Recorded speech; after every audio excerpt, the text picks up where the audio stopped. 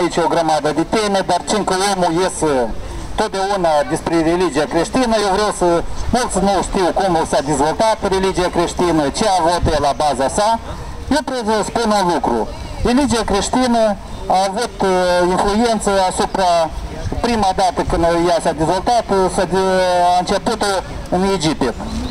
Primul fapt a religiei creștine și a creștinilor a fost darea de foc a bibliotecii lui Alexandru Macedon din Alexandria, pentru că el avea autoritate mare și avea un templu acolo ca un fel de mauzoleu și oamenii se duceau și era ca un om sfânt. Religia creștină, când s-a dezvoltat, a luat în primul rând și a dat foc la toată biblioteca, aceea și la templul ceala, făcând o crimă împotriva umanității. Pe urmă, mai departe, Inchiziția și alte lucruri, distrugerea unor eroi naționali, de pildă cum a fost la Traci Spartac, și n-are niciun monument în România, n-are nicio biserică a lui. E că s-a ocupat religia creștină în cursul ei de dezvoltare. Și când aud lucrările astea bătute ca din topor, de Biblie, de alte... Asta eu socot că în cursul dezvoltării ei, religia creștină a dus numai distrugeri. Și prin distrugere va pleca din istorie. Iisus Hristos a învățat cu totul altceva. Ceea ce a devenit însăși religia creștină, biserica și alte secte legate cu creștinismul. Eu socot că lucrările lui Iisus Hristos adevărate, învățăturile lor n-au nici comun cu toate confesiile astea creștine și cu sectele astea care au apărut peste noapte și apar. Îmi pare rău de lucrul acesta, poftim cine vrea să mai discute întrebarea asta, referitor la dezvoltarea istoriei creștine, cum a apărut în Europa, cum a apărut în lume, cum i-a devenit, pe ce crime el și-a făcut autoritate, destrucând alte culte, alte știință, alte dezvoltări. Să înțelegem foarte bine de unde s-a pornit boala și la ce ne-am trezit în prezent în bisericile noastre: corupția, banditismul, minciuna, tâlhăria. Ia că asta e dezvoltarea în continuare a religiei creștine. Acum vreau să adaug niște cuvinte la cuvintele domnului care numai și le-a rostit. El a rostit că Biserica, credința, a făcut valuri de fel de omoruri, de tot. Dar oare creștinismul mai mult de 1000 de ani că a fost bătut și omorât, unii prins de toți împărații care au fost în vremea lor, asta cum rămâne lucru? Câți creștini au fost izolați, au fost omorâți, au fost munciți, au fost tot pentru că au ieșit la suprafață creștinismul. Asta și se iei din vânt? Eu dau răspuns. Eu lămuresc cum s-a dezvoltat istoria religiei creștine. Ea s-a dezvoltat și s-a ridicat pe omoruri, pe distrugeri. Și de fapt, asta este un fel de politică. Că a apărut religia musulmană, a apărut alte religii care cu mult sunt mai vechi, de pildă religia budistă, care cu mult e mai vechi decât cei creștină. Și au fost lupte între dânsele, cum azi politicienii fură toți împreună și se bat între ei, de la hoțăi și de la măgării. Fix așa și religia, de fapt, politica de azi europeană este bazată pe religia creștină. Și ceea ce vedem în politicianismul a multor țări europene, și în curs de dezvoltare și dezvoltate, ele sunt bazate pe religie. Și când vedem hoția, minciuna, care este dezvoltată în politică, noi putem spune mulțumesc religiei, pentru că datorită pe baza religiei s-a dezvoltat politica. Vă mulțumim foarte mult, creștinilor. Da, poftim microfon. Ai în vedere că Europa, pe baza creștinătății, asta e tot, nu e adevărat. Pentru că Europa e toată catolică. cine din centralele țări din Europa sunt creștine. Dacă ai impresia că eu de la Roma, Germania, Anglia are aparte angliscă cercle se numește.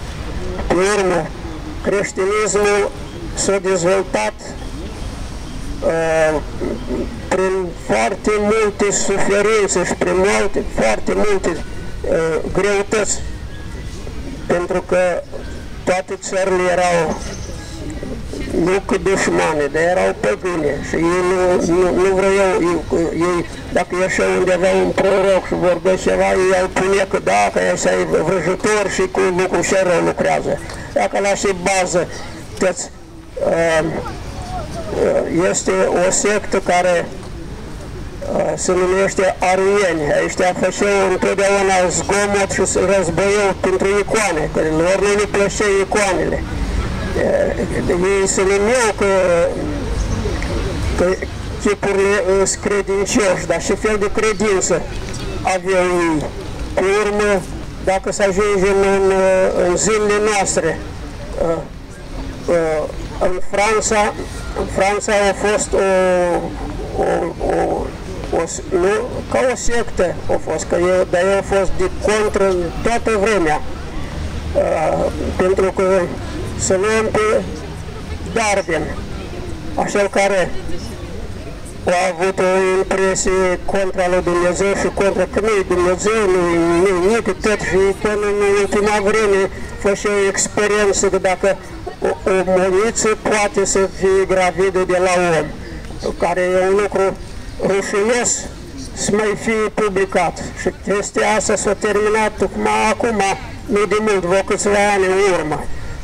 La și duce toată învățătura și toată legătura asta. Se înțelege că se aduce contra creștinismului, pentru că creștinismul adevărat, o singură lege este, nu sunt 10 de ori 20, cum sunt chiar aici la noi, biserici, ba egoviști, ba de diferite impresii, oameni care au călcat sfințenia și toți au fi tras la răspundere. Că nu are niciunul dintre ei, nu-L are pe Dumnezeu. Din contră, ei sunt salvați și ajutați de lucru și rău.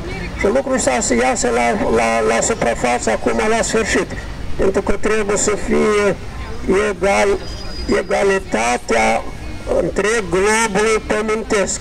Așa nu degeaba vorbește sfârșitul lumii, nu a omului, dar a lucrurilor celor din lume.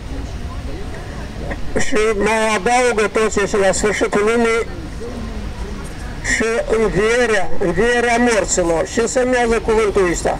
Mulți, chiar și din creștini și din ortodoxi și chiar din familia preoțească, ei toți sunt la cuvintele lui Pavel, că au să înjie toți și au să iasă în neori la întâlnirea lui Iisus Hristos când ar vine. Dar asta e tot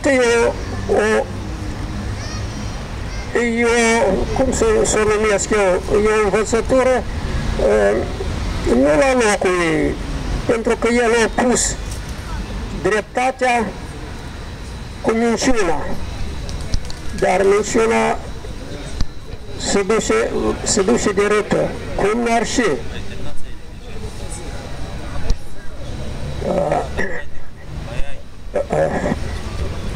Am așa că acum de-aia mi-au ieșit din mără.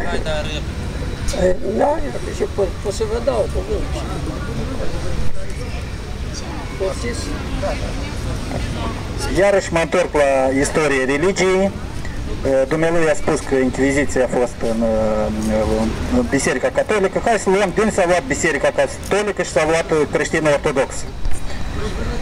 Vreau să zic că era Bizantul și era Imperiul Roman. Când Bizantul a căzut sub năvălirea turcilor de la Vatican, atunci nu era Vatican, dar era Imperiul Roman, a venit documente să treacă la alte canoane religioase. Și datorită că Bizantul a căzut în fața turcilor, bisericile care se supuneau Bizantului, de asta nu era teritoriul României, Greciei, Ucrainei, Rusiei, ei n-au trecut la alt calendar religios și n-au trecut la alte idei religioase, pentru că religia deja catolică a avansat. A înțeles că trebuie mai ajutat de când în când oamenii, nu se poate numai de jupit și de scos din trânșii bani. Vreau zic că au făcut și șmecherie. Pe urmă, referitor la biserica din Marea Britanie, biserica din Germania, astea sunt biserici protestante, luteran, pe urmă biserica anglicană, care nu a vrut să mai dea bani. Venitul care vine la biserica lor să trimată la Roma și au făcut bisericile lor care se numesc protestante. De fapt, toate sectele astea care apar azi peste noapte sunt religii creștine protestante. Și iarăși mă întorc la ce a început. Toate bisericile astea și toate religiile astea n-au nimic comun cu învățătura lui Hristos. Hristos nu a învățat nicio religie să fure, să tâlhărească și să amăgească oamenii și să îmbogățească pe chelea lor. Ceea ce mulți religioși nu vor să înțeleagă lucrul ăsta. Ei au transformat, ei pe baza onorului omului acesta a făcut un business care înflorește până în ziua de azi. Mi-mi pare foarte rău că toate bisericile astea care promovează pe Iisus Hristos și creștinismul ar trebui să întoarcă în primul rând la învățătura Lui, dar să nu se ocupe cu cei ce se ocupă ei. Asta e o rușine. Asta e o, i-aș spune și chiar o crimă față de umanitate, față de memoria lui Iisus Hristos, în ceea ce a transformat ei bisericile de azi, inclusiv toată Europa. Asta ar fi părerea mea.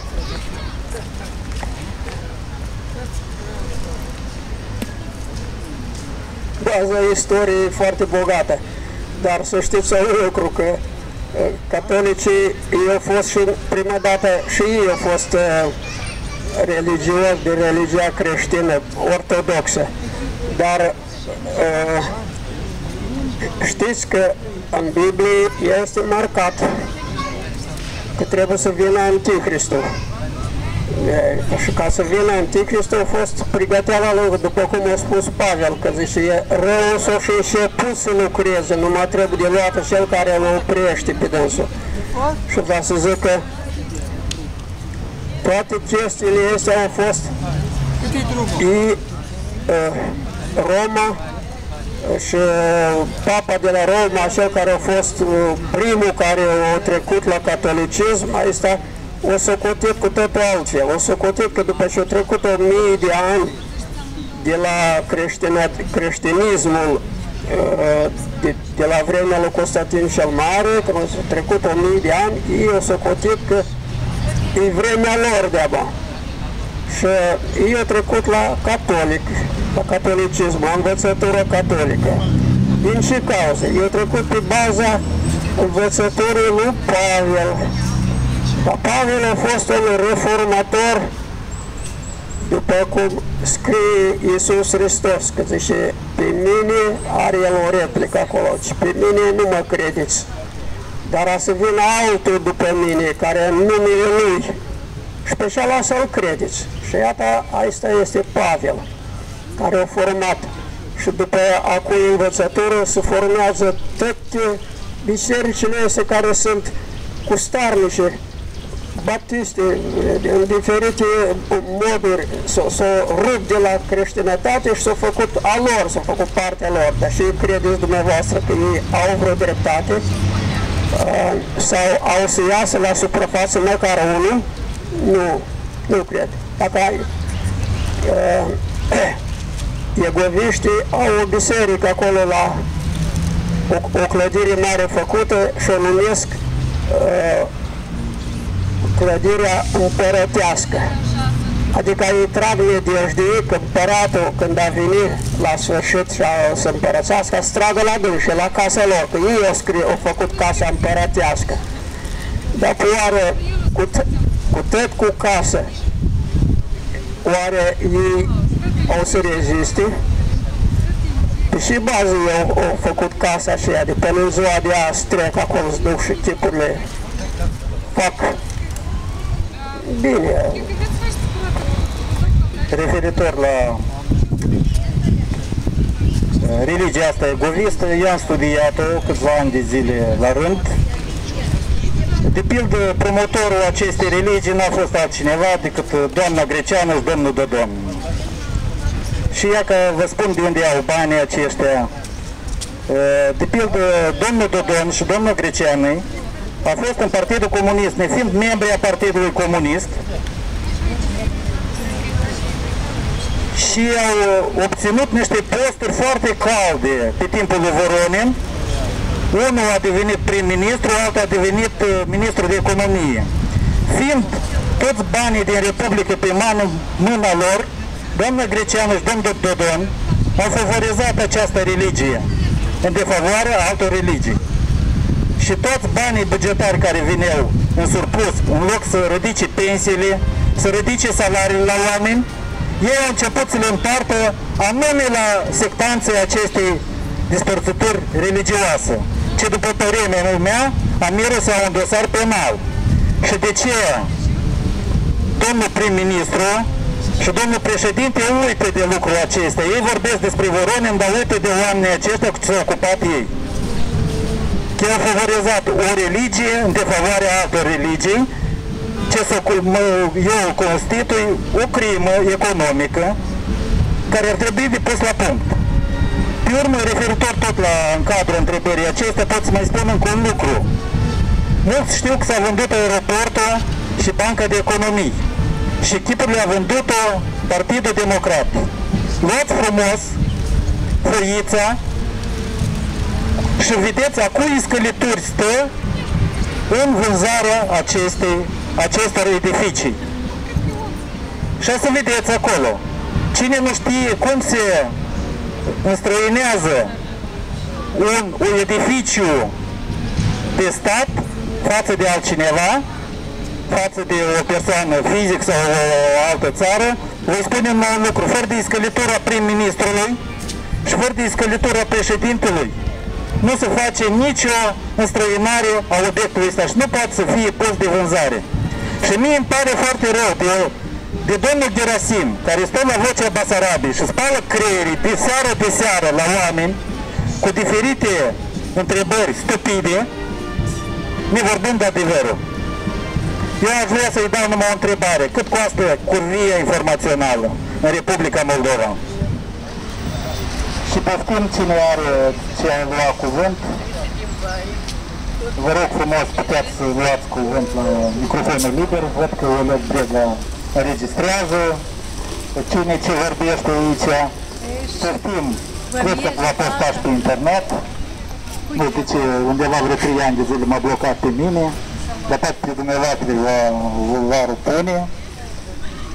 Asta e problema.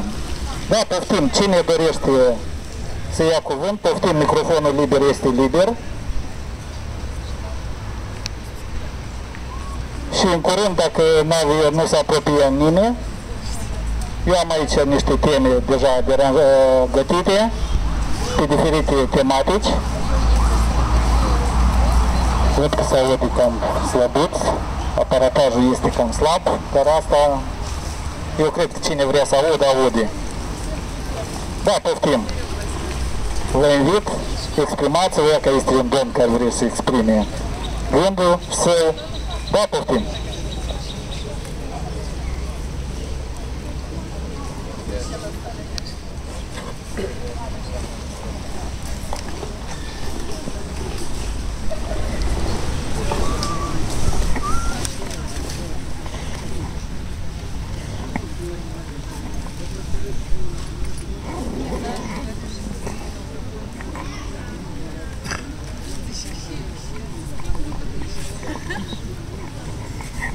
Bună ziua!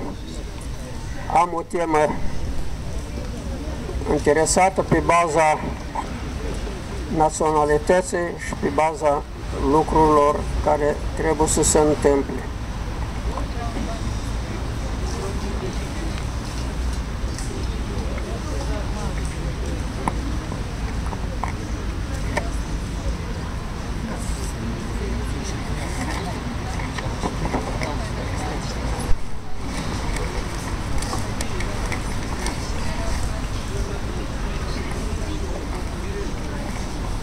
Am aici o copie unei fotografii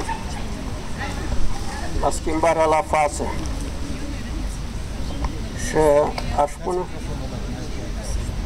aș pune o întrebare la băieții noștri care stau de față și care vor și ceva în toată vremea, se grămădesc, poate pentru diferite probleme, dar este o posibilitate. Aici eu aș pune o întrebare, cam și diferență poate și în schimbarea la față și între învierea morților.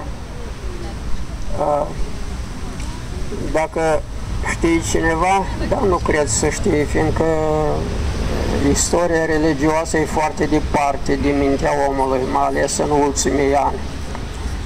Dar aș vrea să adaug că aici, la schimbarea la față, s-au aflat doi oameni mari din legea veche, Moise și Ilie. Și asta dă de înțeles că atunci când noi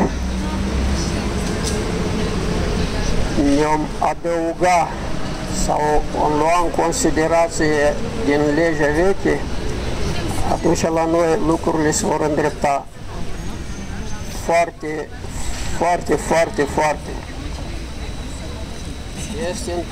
Este într-un loc în Biblie cuvintele lui prorocului Ieremia, atunci când poporul lui Israel a fost dat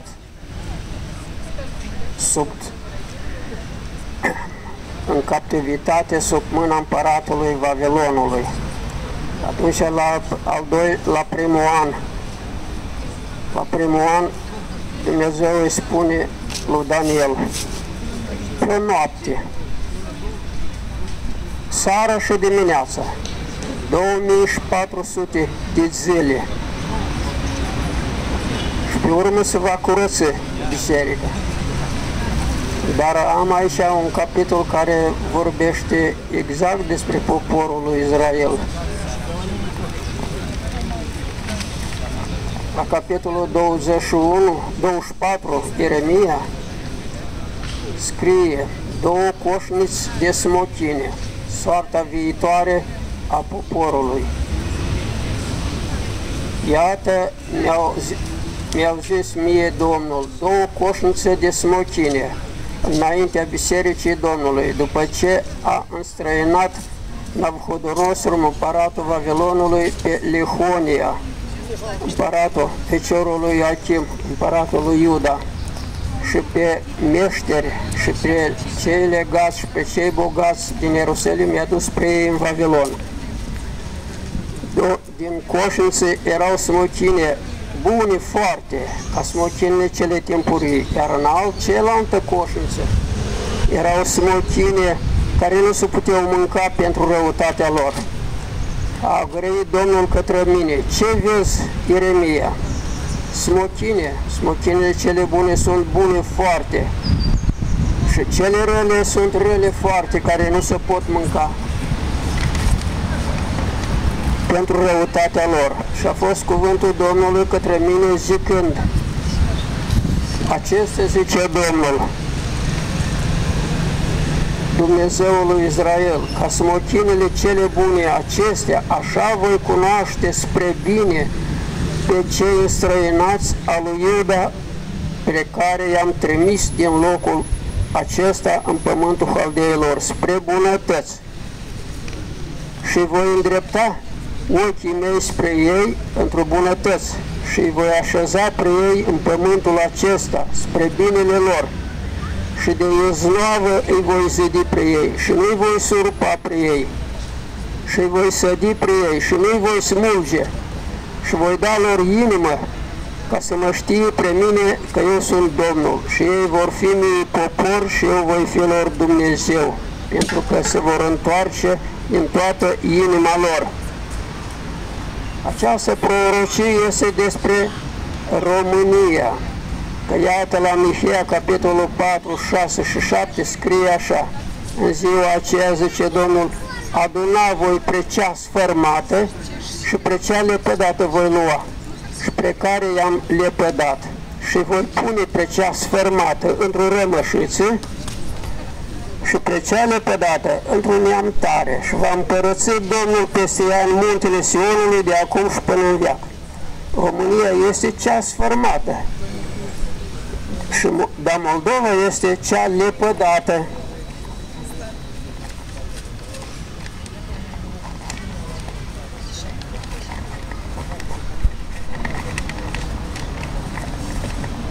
Și precum smochinele cele rele, care nu se pot mânca pentru răutatea lor, zice Domnul, așa voi pune pe